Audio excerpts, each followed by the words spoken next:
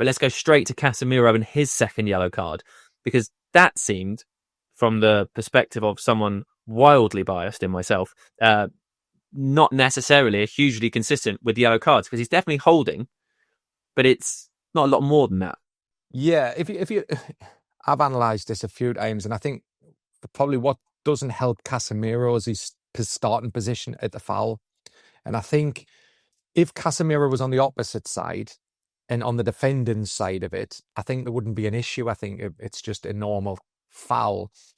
Where the referee thinks, and I'm not sure how I would have managed it because there's a lot of things going on. I think if you look at it, because Casemiro's on the wrong side and he holds, the referee thinks that the attacker's getting away, so therefore it's stopping a promising attack because there's a lot of space in that midfield, and he believes Casemiro is tactically trying to foul, and because that tactical foul, he's automatically thinking that's a yellow card. So therefore, unfortunately, you've already had a yellow card early in the match. You're going to get a second yellow card.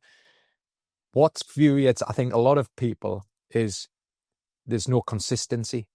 And because there's that lack of consistency, we see, and I've seen some reports from the Premier League regarding these KMI decisions. And I always, from the Premier League's KMI panel over the years, is that there's a higher threshold of issuing a second yellow card. Even though I'm a referee, it doesn't mean the refereeing world thinks the KMI panel's right, but they always expect the referees to have a higher threshold in giving second yellow cards. As a referee, I think it could be a yellow card because he stops the promising attack. But it'll be interesting to see what the KMI panel, because I don't think it meets the higher threshold that we expect to go, that's clear. That's a clear second yellow card.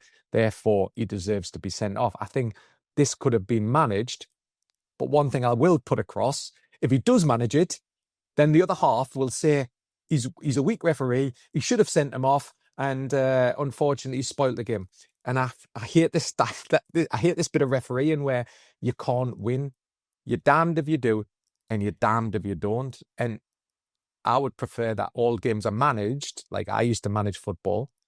But I think we've changed so much over the last years in how refereeing and how football's played. And I wasn't surprised he was given a second yellow the way referees have been managing, even though it's been inconsistent over the last, 4 or 5 rounds. I've got to ask you this, because this is something that comes up any time this happens.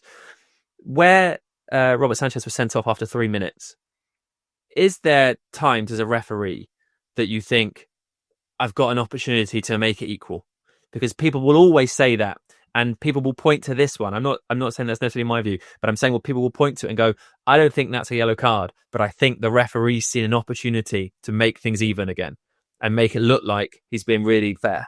No, they never look to even. I don't think any referee thinks about even in the game up. I think this one with Sanchez is an easy one. I think there wasn't much difficult ones.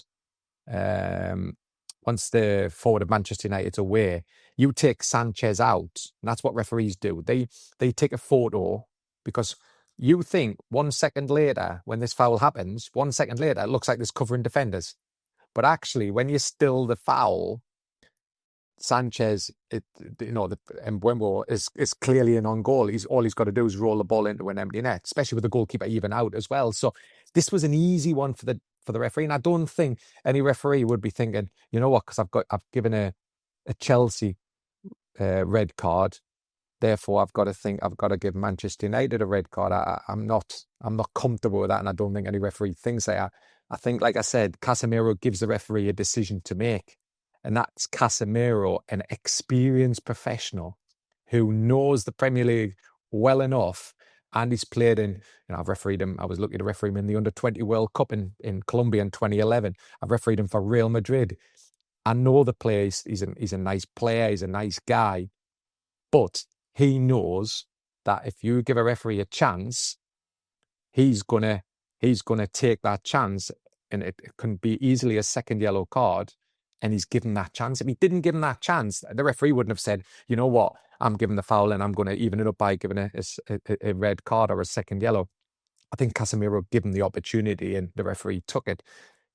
Not going back to what you said about evening, I don't know what anybody else thinks, but I don't think any referee thinks, yes, you've got management, we've got to manage the game through. And if there's controversial things in the game, what you're trying to do is you're trying to understand the frustrations, you're trying to understand what's going on, because what you don't want to do as a referee is compound your mistakes. You can't, like people used to say to me, 2 wrongs don't make a right. They certainly don't, because if you make 2 mistakes, you probably won't get a game the following week. So what you're trying to do is you're managing the game out to a successful conclusion. What I said to you about Liverpool-Everton, if Darren England had played 2 more minutes, or maybe 3 more minutes, and Liverpool had won 2-1, David Moyes couldn't speak, could he? Because are we talking that he could speak about Dewsbury Hall's yellow card? What a load of rubbish. So there's times when referees can be clever, can manage the game out to reduce the comments, but I don't see any referee trying to think, well, I've got to give a red card here because I've given a red card there. I think referees deal with things as they see, because they're scrutinised as much as anybody else at the moment.